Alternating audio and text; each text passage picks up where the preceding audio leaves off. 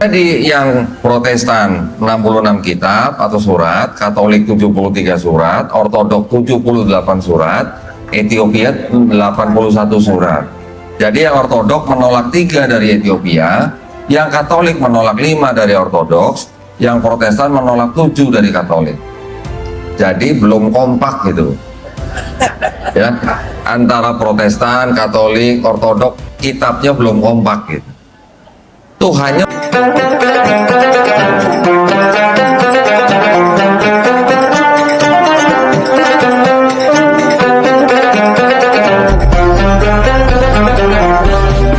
Assalamualaikum warahmatullahi wabarakatuh.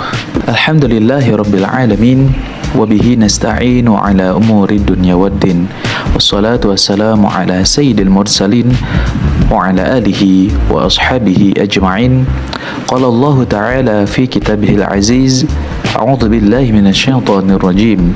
Bismillahirrahmanirrahim. Ud'u ila sabili rabbika bil hikmah wal mau'izatil hasanah wajadilhum billati hiya ahsan. Inna rabbaka huwa a'lamu biman dhalla an sabilihi wa huwa a'lamu bil muhtadin. Shadaqallahul azim wa shadaqa rasuluhun nabiyul habibul karim wa nahnu ala dzalika minasyahidin walhamdulillahi rabbil alamin. Sesuai judul video yang tertera, kita akan sama-sama membahas dan melihat serta mereaksi sebuah video mengenai diskusi lintas agama. Diskusi tersebut memiliki banyak keilmuan dan penuh dengan manfaat. Sebelum itu, bagi ikhwan semuanya yang ingin membantu dan mensupport channel ini, langsung saja di like, comment, and subscribe agar channel ini bisa direkomendasikan algoritma YouTube. Kita lihat keseruan videonya. Alhamdulillah, nahmaduhu wa nasta'inuhu wa nastaghfiruh wa na'udzu billahi min shururi anfusina wa min sayyiati a'malina may yahdihillahu fala mudhillalah wa may yudlil fala hadiyalah. Asyhadu an la ilaha illallah wahdahu la syarikalah wa asyhadu anna Muhammadan abduhu wa rasuluh. Allahumma sholli wa sallim wa barik ala sayyidina Muhammadin wa ala alihi wa sahbihi ajmain. Amma ba'd. Perkenalkan, mungkin kalau sudah ada tulisannya tadi, nama saya Dondi Tan ya Bu ya. Nah, Tan itu marga saya Bu ya. Marga itu bahasa Cinanya Se. Nah, jadi saya Dondi Se.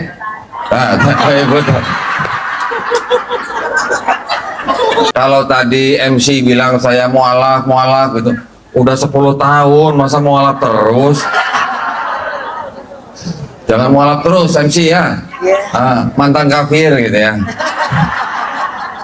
Jadi ketika orang itu besar, ketika dia lahir di keluarga muslim, alhamdulillah orang itu bisa menjaga kalimat syahadat terus di mulutnya. Tetapi mungkin saya dan orang-orang lain dulu pernah dikafirkan oleh orang tua saya, karena orang itu bisa menjadi Yahudi, Nasrani, atau Majusi karena orang tuanya ya. Jadi ketika orang itu mendengar Islam, menerima Islam, sampai dia memeluk Islam, sebenarnya orang itu kembali ke fitrahnya ya. Alhamdulillah, itu adalah suatu nikmat yang sangat luar biasa buat saya. Kalau ditanya orang kenapa, gimana rasanya, lega, saya bilang gitu. Leganya gimana? Karena saya nggak harus menyembah manusia lagi. Saya dulu dari kecil Kristen ya, Kristen Protestan. Sekolahnya Katolik tapi saya ke gereja Protestan. Ketika 2007 kalau nggak salah ya, 2007 tiba-tiba papa saya masuk Islam. Papa saya duluan masuk Islam. Memang papa saya waktu itu sudah pisah sama mama, jadi saya melihatnya papa masuk Islam itu mungkin karena pergaulan. Papa saya mudanya Konghucu, ketika pindah ke Jakarta tahun 85 dia masuk Kristen, sampai dia bisa khotbah kalau dia ada persekutuan di rumah gitu. Tiba-tiba 2007 masuk Islam. Saya jadinya jadi mengamati, tapi yang saya amati waktu itu bukan ajarannya, yang saya amati apa? Muslimnya. Nah ya, selama beberapa tahun, kurang lebih 5 tahun, yang saya amati muslimnya. Kenapa saya memerlukan waktu kurang lebih 5 tahun cuman buat mengamati muslimnya? Nah itu memang kita tidak bisa pungkiri ya, Islam sempurna, Muslim belum tentu sempurna. Maka itu setiap kali kita bertindak, berlaku, berbicara, ayo kita tunjukkan akhlak Islam kita yang paling baik di depan orang yang bukan Islam. Senyum kepada orang yang bukan Islam itu sudah merupakan akhlak pertama yang paling baik buat mereka. Tetapi qadarullah kira-kira tahun 2012 saya melihat videonya almarhum Syekh Ahmed Didat. Nah, semoga Allah SWT merahmati beliau. Beliau adalah seorang dai yang luar biasa dari Afrika Selatan. Dakwahnya beliau, Masya Allah. Saya sebagai orang Kristen yang nonton waktu itu, apa ya, tercengang-cengang gitu. Dia bisa membacakan kitab saya dengan begitu fasih.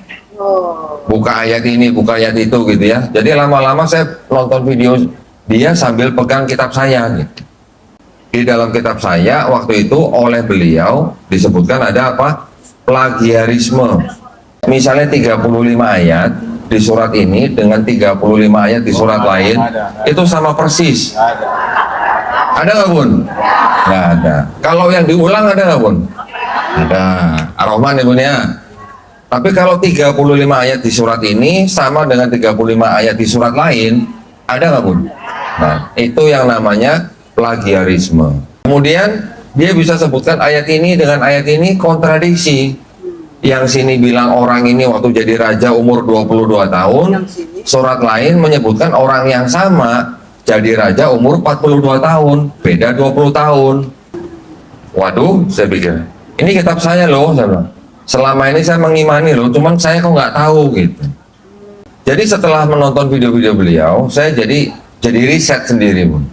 Jadi riset, saya cari tahu, dan ternyata buktinya malah ada dari kalangan Kristen sendiri. Nah, setelah itu jadi saya berpikir, kalau begitu, bisakah kitab suci yang saya punya ini disebut sebagai kitab suci? Nah, itu yang jadi pikiran saya. Kalau ada kitab yang sudah ada pemikiran manusia masuk ke dalamnya, kemudian dijadikan ayat, apakah ini kitab bisa jadi kitab suci? Nah, barulah saya mempelajari kitab-kitab yang lain, agama-agama yang lain. Di Kristen juga ada yang namanya Gereja Isa Al-Masih, ada juga di gereja di Pulau Jawa tuh banyak. Nah, ketika saya mengamati kata Kristen itu artinya apa? Kristus ternyata adalah gelar daripada Yesus, ya. Al-Masih adalah gelar daripada Nabi Isa alaihissalam. Oh, ini gelar daripada Nabi, ya.